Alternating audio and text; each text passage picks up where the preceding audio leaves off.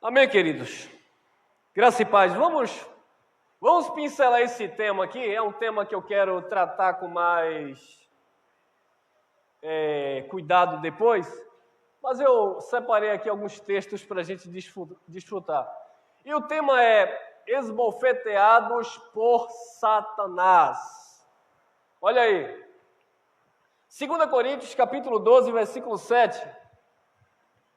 Disse o apóstolo Paulo: e para que não me exaltasse pelas excelências das revelações, foi-me dado um espinho na carne. O espinho foi dado aonde? Na carne, a saber, um mensageiro de Satanás, para me esbofetear, a fim de não me exaltar. Eterno Deus, nós te damos graça, meu Pai. Te agradecemos pelo teu cuidado, pelo teu amor, pelas tuas misericórdias que se renovam sobre as nossas vidas. Queremos, meu Deus, ser edificado, queremos crescer na graça e no conhecimento, Senhor. Fala conosco através do teu Espírito, para que sejamos edificados no nosso homem interior.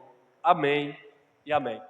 Então, amados, o apóstolo Paulo, depois de uma tremenda prova, depois de uma tremenda dificuldade, depois de uma tremenda batalha que ele vivia em seu ministério, ou dentro desse ministério, ele chegou diante de Deus e ele pediu 3 vezes a Deus em oração.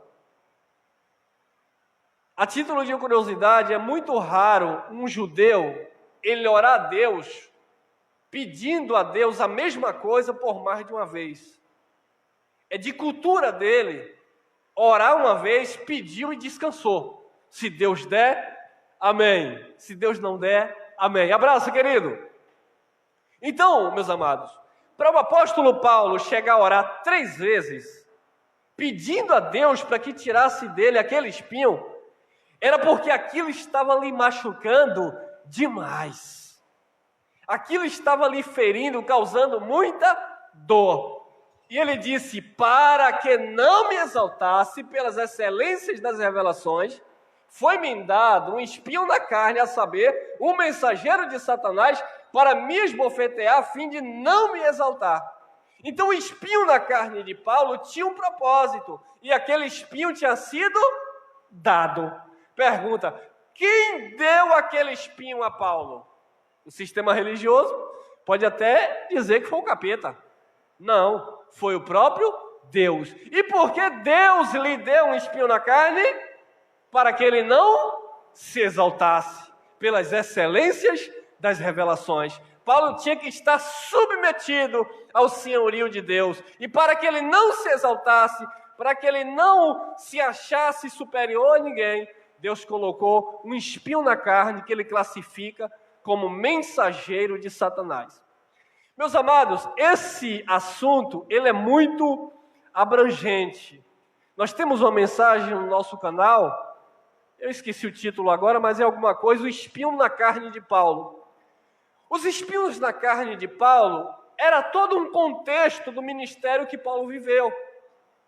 Paulo ele foi apedrejado, Paulo ele passou por naufrágio, Paulo passou por fome, Paulo passou por frio, Paulo passou por dificuldades em todos os aspectos que você imaginar, Paulo passou dificuldade. Houve um momento que Paulo teve que ser descido de cesto das muralhas, porque os judeus queriam matar Paulo. Houve um momento que os judeus, os hipócritas, estavam fazendo jejum para matar Paulo. Eles diziam: ninguém come, ninguém bebe, enquanto esse homem não morrer. Então imagine os mensageiros de Satanás, que estavam ali perseguindo Paulo.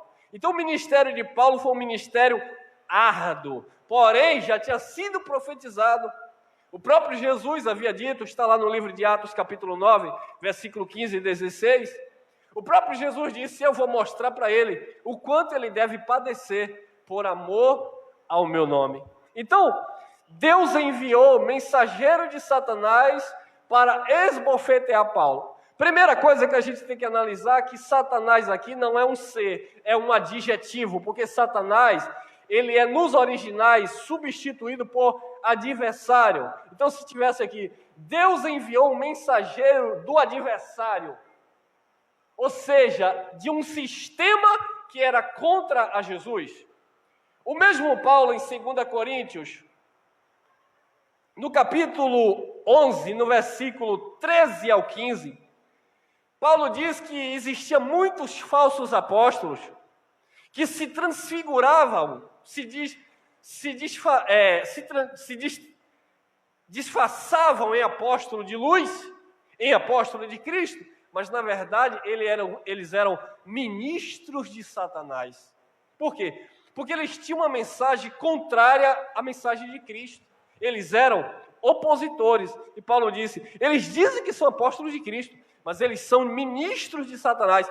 Porque o próprio Satanás, aí você vai dizer, o próprio Satanás é um ser. Não. O próprio sistema enganador, religioso da sua época, os fariseus, no exemplo, que era contra Jesus, o próprio sistema se transfigurava em ministro da luz, ou seja, aparentemente eles traziam uma mensagem que era para os judeus, mas na verdade eles estavam trazendo um jugo de escravidão que Jesus veio justamente para libertá-lo daquele escravagismo. Mas a palavra, título de curiosidade, como eu falei, esse tema ele abrange muita coisa.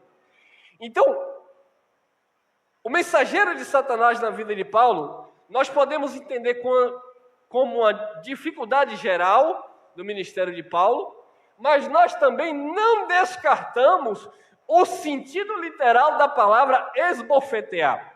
A palavra esbofetear ela quer dizer dar tapa na face, dar tapa na cara. Então, irmão, o mensageiro de Satanás também poderia ser no sentido literal, como eu falei, é um tema que abrange, mas ele pode ser aplicado também de um modo literal? Também. Quer ver? Olha lá. 1 Coríntios capítulo 4, versículo 11. Paulo dizendo, até esta presente hora, não é a nossa hora agora, é a hora lá que Paulo estava falando isso, até esta presente hora, sofremos o quê? Fome e sede e estamos nus. E recebemos bofetadas e não temos pousada certa. Perceberam aí? Olha o contexto dos espinhos na carne de Paulo. Sofremos fome. Fome é um espinho ou não é? Na carne? Claro que é, irmão. Quem aguenta passar fome? Nós estamos vivendo esse momento difícil aí, onde estão muitos aí passando fome. Isso é um espinho na carne, isso machuca. Imagine você chegar em casa e não ter o que comer, meu amado. Imagine você olhar para os seus filhos e não ter um pão, não ter um café da manhã. Isso é um espinho na carne, machuca a nossa carne. Então Paulo disse, até esta presente hora sofremos fome, sede. Imagine alguém que é privado de tomar uma água.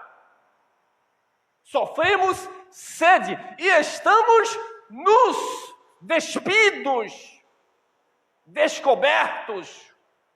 Imagine quantas pessoas passam frios debaixo de viadutos, porque não tem um cobertor. Aquilo que a gente despreza muitas vezes, existe alguém lá procurando um pedaço de papelão para se cobrir. Isso é um espinho na carne. Então Paulo estava passando por tudo isso. E para completar ele disse, e recebemos bofetadas, e não temos pousada certa. Recebemos bofetadas, literalmente, tapas na cara. Ser esbofeteado por mensageiros de Satanás. Porque não era Pedro que ia bater na cara de Paulo. Não era Tiago que ia dar tapa na cara de Paulo. Não era João que ia dar tapa na cara de Paulo. Quem estava dando tapa na cara de Paulo eram os mensageiros de Satanás, opositores à mensagem de Cristo que Paulo pregava. Quem hoje está dando tapa na nossa cara? O sistema religioso. Eles estão dando tapa na nossa cara e estão esbofeteando, se podemos classificar assim, a face de Cristo. Porque a palavra diz isso, mas eles vêm dando tapa na cara. Não é assim. Tem que sacrificar sim. Tem que pagar o preço sim. Isso é estarmos sendo esbofeteados por Satanás, por aqueles que pregam a mensagem contra Cristo. As pessoas acham que anticristo é um personagem. Anticristo é tudo aquilo que se levanta contra a mensagem de Cristo. É anticristo.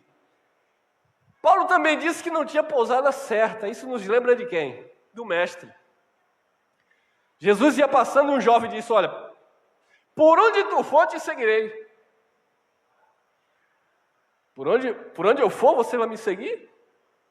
Jesus disse: as aves têm seus ninhos, as raposas têm seus covios, mas o Filho do Homem não tem onde reclinar a cabeça. O Filho do Homem não tem pousada certa. Assim disse Paulo, e não temos pousada certa. Você sabe o que isso significa, amado? Isso nos ensina a andar e a viver não por vista, mas por fé. Assim como Deus arrancou Abraão de dentro da tenda, Abraão estava limitado ali pelas circunstâncias da sua vida, onde ele olhava para Sara, e Sara já tinha passado o prazo de validade de gerar filhos. E Abraão estava limitado ali nas suas circunstâncias, e Deus vai lá, arranca ele dentro daquela tenda. Para de olhar para as paredes, para de olhar para as cortinas, pare de olhar para as impossibilidades humanas. Olha para cima, olha para os céus, olha para Jesus, que é o autor e consumador da nossa fé. E quando Abraão olhou, Deus disse, quantas estrelas se você puder? Então Abraão passou a entender que os sonhos de Deus, como diz um louvor aí, são maiores do que os meus. Amém? Então nós não temos pousada certa. Nós não ficamos limitados às circunstâncias. Nós não ficamos presos àquilo que é palpável, àquilo que é material, porque o justo, ele viverá da fé. E a fé é o firme fundamento daquilo que você não vê. Eu não vejo a minha pousada certa, mas eu sei que eu estou seguro em seus braços. Nós sabemos em quem nós temos crido, e eu estou certo que Ele é poderoso para guardar o nosso depósito. Não temos pousada certa, somos esbofeteados, mas todavia damos graças a Deus. Em que você tem sido esbofeteado? Em que você tem sofrido? Nesse momento difícil, onde o desemprego tem aumentado, onde temos perdido pessoas próximas, mas nós não podemos deixar o nosso foco. Nós não podemos perder a nossa fé e a nossa esperança em Cristo Jesus. Ainda que esse homem exterior se corrompa, porque ele é falho, mas o nosso homem interior, o nosso espírito, ele se renova diariamente. Amém? Vamos mais? Tem mais? Tem. Atos dos Apóstolos 23:1. Fintando Paulo os olhos no sinédrio, estava lá aquela cúpula religiosa, estavam lá todos reunidos para julgar Paulo. Fintando Paulo os olhos no sinédrio, disse: varões, irmãos, tenho andado diante de quem? Não é diante dos homens, não é diante do pastor evangélico, é diante de Deus. A tua consciência precisa estar pura diante de Deus, irmão. Porque quando a tua consciência está em paz com Deus, não tem mensageiro de Satanás que venha colocar o dedo na tua face. Fintando Paulo os olhos no sinédrio, disse: varões, irmãos, tenho andado diante de Deus com toda a boa consciência até o dia de hoje. Porque ali ele estava sendo julgado. Olha lá. 2. Mas o sumo sacerdote, quem? Ananias. Viu aí?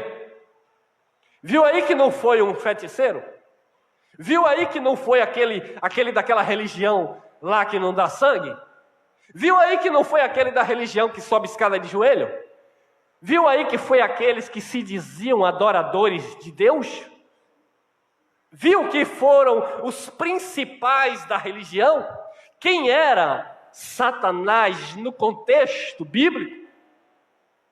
Quando Paulo diz em Tessalonicenses, eu queria ir ter com vocês, eu queria me encontrar com vocês, mas Satanás me impediu. E quando você olha o contexto, Satanás, ele diz que são os judeus que mataram os profetas, mataram a Jesus e estavam perseguindo Paulo.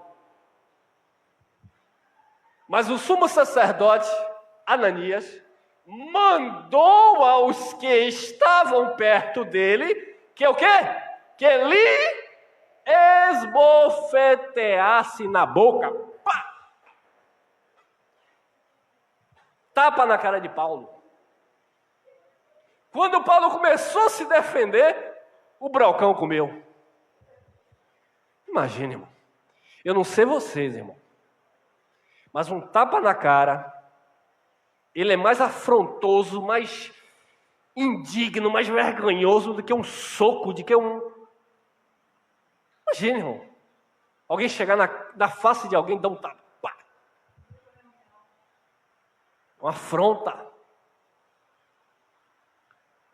O sumo sacerdote mandou aqueles que estavam perto de Paulo para que batesse na boca de Paulo. E eles esbofetearam a boca de Paulo.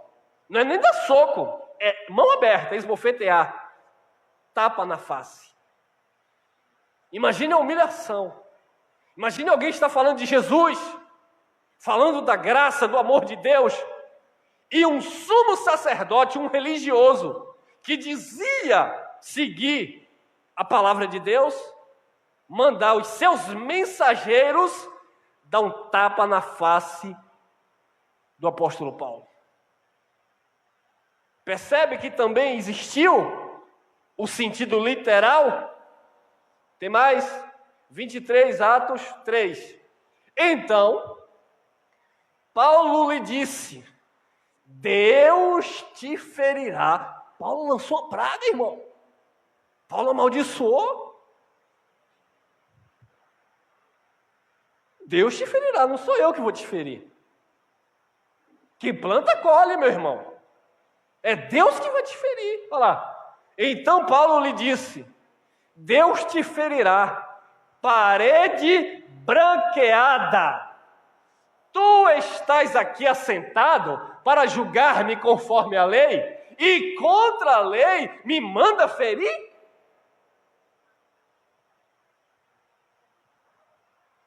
Você está aqui assentado para me julgar segundo a lei, conforme a lei, e contra a lei você me manda ferir? Por um acaso eu bati na sua face? Porque a lei era assim, olho por olho, dente por dente. Mas qual foi o mal que Paulo tinha feito a ele? Nenhum. Paulo não deu tapa na cara do sumo sacerdote. Mas ele, contra a lei, mandou ferir a face de Paulo. Olha lá. Isso já existia no Antigo Pacto? Já existia lá entre os antigos? Já. 1 Reis, capítulo 22, versículo 24. Então, Zedequias, filho de Kenaana, então Zedequias, filho de Kenaana, chegou e deu uma bofetada na face de Micaías. Esqueça esse aqui eu estava digitando, errei. Na face de Micaías, e disse, por onde saiu de mim o Espírito do Senhor para falar a ti? Nesse episódio, o rei Balaque, ele queria ir à guerra, mas ele não queria ir sozinho. Ele chamou o rei Josafá. Mas Josafá disse, espera aí, eu posso até ir, mas tem algum profeta aí de Deus aí para confirmar a nossa ida à guerra? Tem algum profeta aí para confirmar a nossa peleja? E o rei disse, não, nós temos aí alguns profetas aí que são favoráveis. E ele chamou 400 profetas de Baal, e os profetas chegaram e disseram: não, assim diz o Senhor, pode subir a guerra, porque Deus vai entregar os teus inimigos em tuas mãos. Só que Josafá era um crente com olhos iluminados. Josafá não caía nesses pagodes de Deus mandou dizer. Josafá não caía nesse pagode de Deus confirmou. Josafá queria ter convicção, certeza. Quando Josafá olha para todos aqueles profetas favorecendo ao rei Baraque, ele disse: não tem outro profeta aí não? Para consultarmos a Deus? Aí o rei Baraque disse: peraí, nós temos um que está lá no calabouço, comendo pão com água.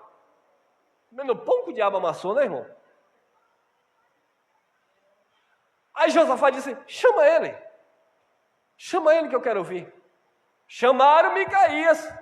Quando Micaías chegou, Micaías primeiro tentou confundir a mente dele, disse: não pode ir que Deus vai te dar vitória. O rei Baraque olhou para Micaías e disse: olha, fala a verdade, você sempre profetiza contra, por que agora você está profetizando a favor? Então Micaías disse: olha, você vai cair, você vai morrer.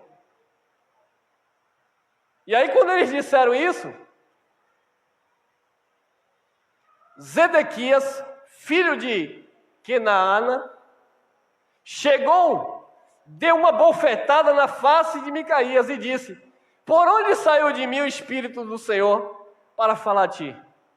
Ou seja, que conversa é essa que Deus está falando contigo? Por onde foi que esse Espírito passou que não falou a mim primeiro? Você já viu que na religião é a mesma coisa? Deus não podia falar com você. Deus era proibido falar com você. Porque Deus tinha que falar com quem? Com os líderes. Os líderes religiosos, os mensageiros de Satanás, eles amam isso. Vai casar? Tem que consultar o homem de Deus. Se ele diz que vai orar, e Deus vai responder. Se ele orar e supostamente Deus confirmar, ele vai chegar para você e vai dizer: pode casar, porque Deus confirmou. Pode viajar, porque Deus confirmou. Pode comprar, porque Deus confirmou. E as pessoas começam a andar segundo a direção não de Deus, mas segundo a direção dos homens. Então, amados, esse é o problema que a religião tem contra nós que ministramos a graça. Porque o que nós queremos e ministramos é que Cristo é o cabeça de todo principado e potestade. Que em Cristo nós estamos perfeitos. Que o véu do templo se rasgou e hoje nos relacionamos diretamente com Deus. Que você não precisa de um guru religioso para ditar as suas regras mediante Deus, porque não há mediador entre Deus e os homens, porque isso Jesus já fez no passado e hoje nós temos livre acesso ao trono da graça de Deus.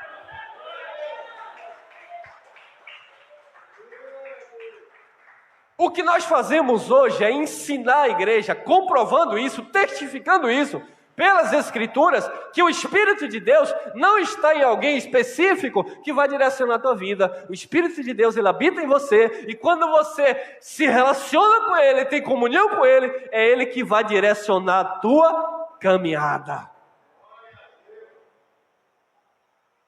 Não tem glória para homem na graça. Chegaram para João Batista e disseram: João, Jesus está rebanhando aí, as pessoas estão seguindo a ele. João disse: é necessário que ele cresça e que eu diminua.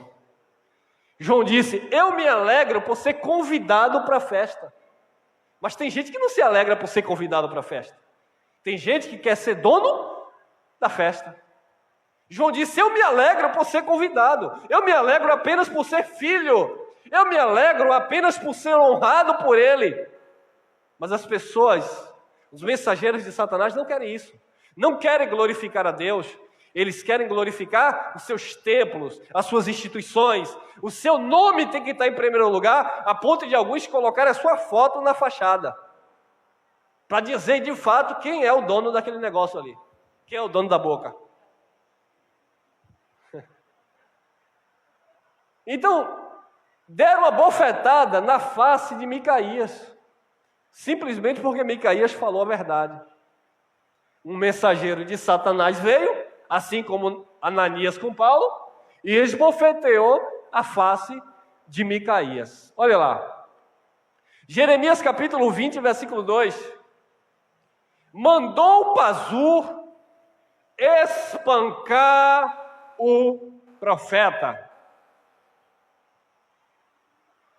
Mandou Pazur espancar o profeta. Em outra tradução diz, esbofetear o profeta Jeremias e prendê-lo no tronco, que havia junto à porta superior de Benjamim, no templo do Senhor.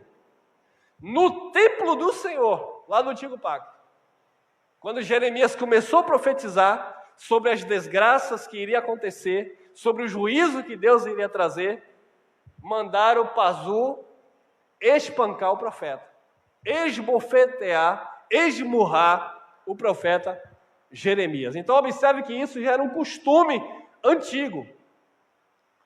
Miqueias capítulo 5, versículo 1. Olha uma profecia acerca de Jesus. Olha lá. Reúna suas tropas, ó cidade das tropas, pois há um cerco contra nós. O líder de Israel será o quê? Ferido aonde? Com uma vara, porrada, será esbofeteado. Como isso era uma profecia, até parece que seria um caniço, né? Então vamos lá. Lucas 6, 29. Olha o que Jesus disse lá. Ó. Se alguém lhe bater na face, faça o quê? Ofereça-lhe também a outra. E Paulo aprendeu isso. Por isso que Paulo questionou lá o sumo sacerdote. Você está aí assentado para me julgar segundo a lei, e contra a lei você me manda ferir? Se alguém lhe bater na face, se alguém lhe esbofetear a face, ofereça-lhe também a outra. Se alguém lhe tirar a capa, não impeça de tirar-lhe a túnica. O que nós entendemos com isso? E aqui, meus amados, entra uma revelação que eu vou dizer uma coisa para vocês. Não é fácil. É como um pregador famoso aí, aqui da Bahia, um pentecostal, que ele dizia em uma mensagem assim: lá ele é crente, mas o facão dele não. Então isso já mostra quem ele é. É como outro famoso, mas muito famoso aí, o Malacheia. O Malacheia, em uma programação lá na reunião dele, ele deixou bem claro que se alguém tentar se aproximar dele, porque foram lá do chapéu e deram uma facãozada lá no pescoço, não é isso? Depois daquele episódio, ele deixou bem claro: não me encoste, não. Não encoste em mim, não. Encostar, aproximar. Não me aproxime, não. Se aproximar de mim, eu tenho seguranças armados. O que é isso? É passar o dedo. Ele disse com todas as letras que se tentassem se aproximar dele, ué, mas não é um crente? Não é um pastor? Lá ele é pastor, mas os seguranças dele não. Então, se aproximar dele, ele ia mandar passar fogo. Ele disse, e tem essa mensagem rodando aí no YouTube, totalmente o contrário daquilo que Jesus ensinou, que eles dizem que segue Jesus. Jesus disse: se baterem na tua face, ofereça outra. Eles dizem: não, eu sou crente, mas meu facão não é crente. Eu sou crente, mas minha pistola não é crente. Como eu falei, isso é difícil, amado, porque isso aqui está nos ensinando a sofrer o dano. O apóstolo Pedro diz que quando você é perseguido, quando você sofre injustamente, sobre você repousa o Espírito, a consolação de Deus. Isso, amado, é alguém te fazer o mal e você não pagar mal por mal, mas disse Paulo, pagar o mal com bem. Mas aquela pessoa me fez o mal. A palavra nos ensina a pagar com bem. Mas ela não merece, não importa. Cristo nos ensinou a dar outra face. É difícil? É. Não é impossível para aqueles que de fato se renderam à graça de Deus. E nós vamos ser provados nisso, amado. Haverá circunstâncias nas nossas vidas que vai dar vontade mesmo de você, sabe, devolver, pagar com a mesma moeda. Mas aqueles que são direcionados pelo Espírito, eles vão se acalmar e vão entender: Jesus, eu sofro, eu pago o dano, mas eu não vou desonrar a tua palavra. Amém? Querem levar? Leva. Isso também nos ensina de uma forma prática, que Deus nos livre, mas estamos sujeitos a isso. Alguém chegar e anunciar um assalto, não reage, irmão. Porque haverá momentos que aparentemente você vai ter a chance de reagir, mas Jesus nos ensina o contrário. Deixa, porque tudo que temos, tudo que somos vem dele, e quem nos honra é ele.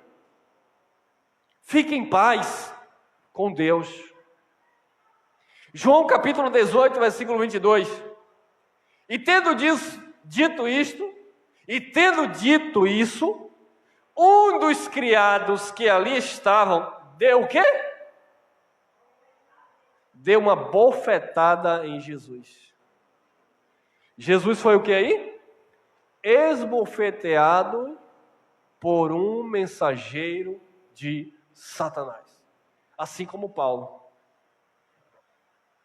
E tendo dito isso, um dos criados, que era lá dos fariseus, que ali estavam, deu uma bofetada em Jesus, dizendo: assim responde ao sumo sacerdote? O sumo sacerdote fez uma pergunta a Jesus. Jesus respondeu, eles não gostaram da resposta e deram uma bofetada na face de Jesus.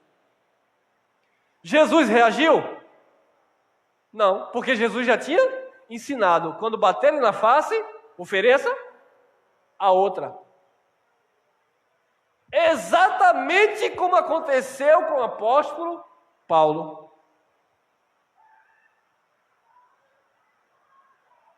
Olha lá, João 18, 23. Respondeu Jesus: se eu disse algo mal, denuncie o mal. Mas, se falei a verdade, por que me bateu?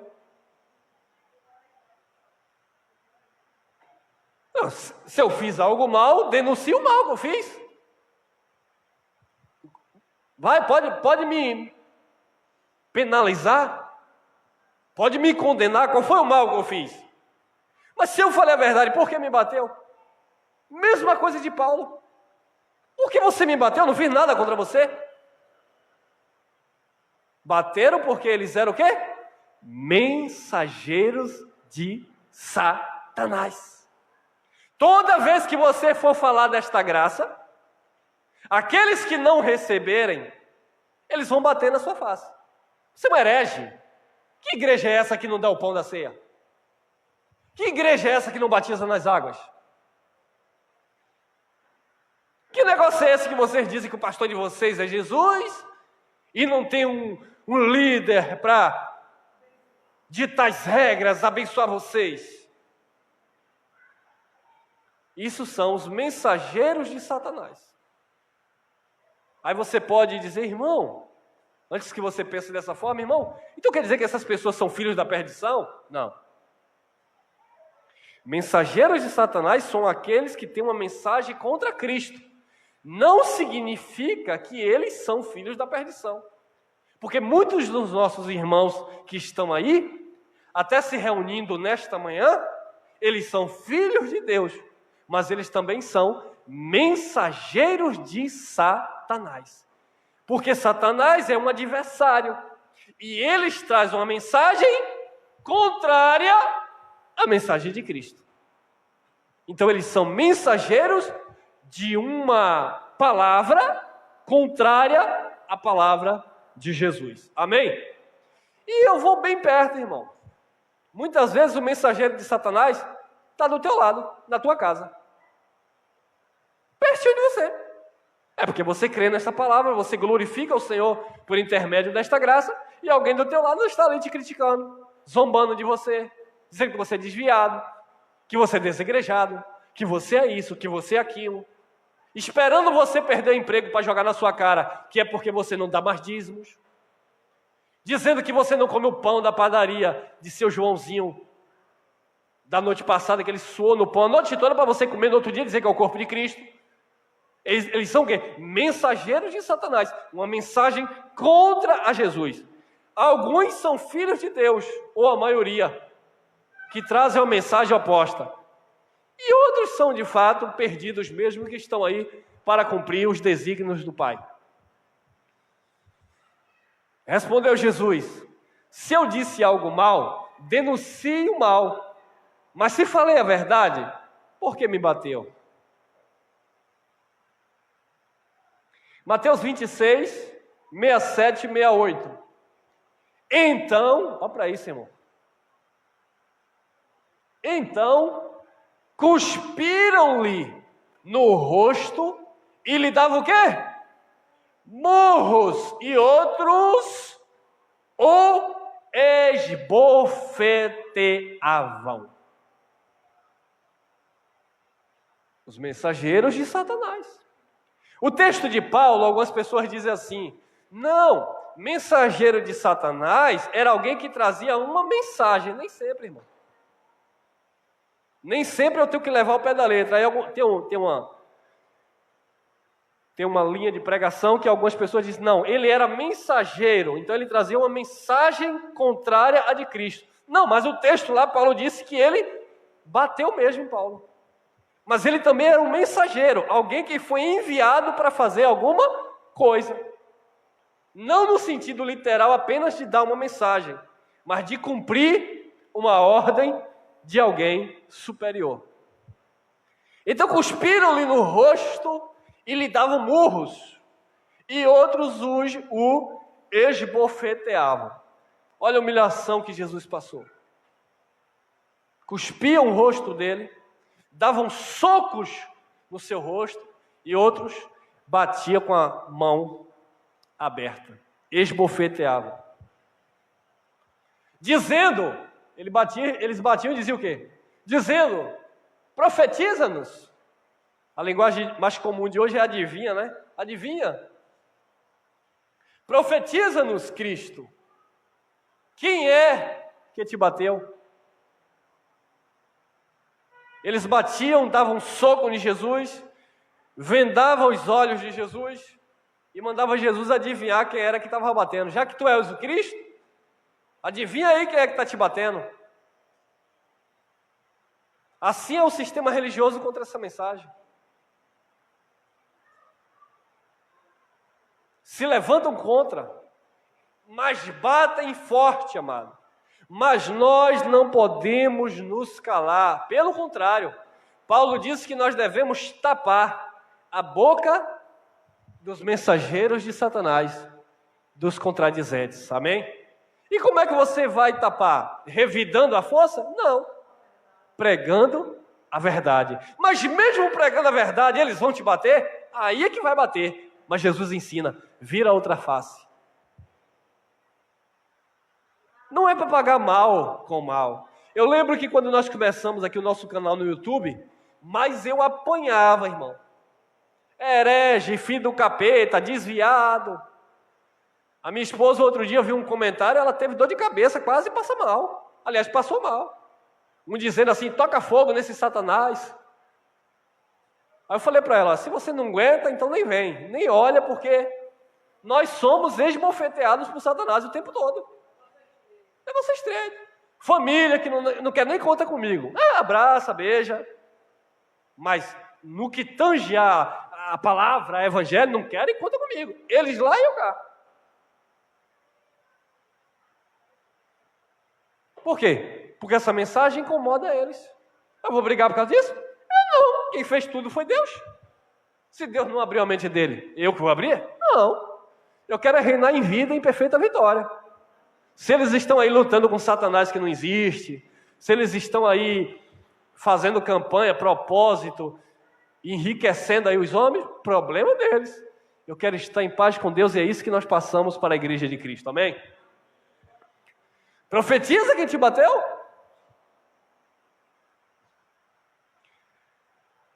Encerramos? Sim.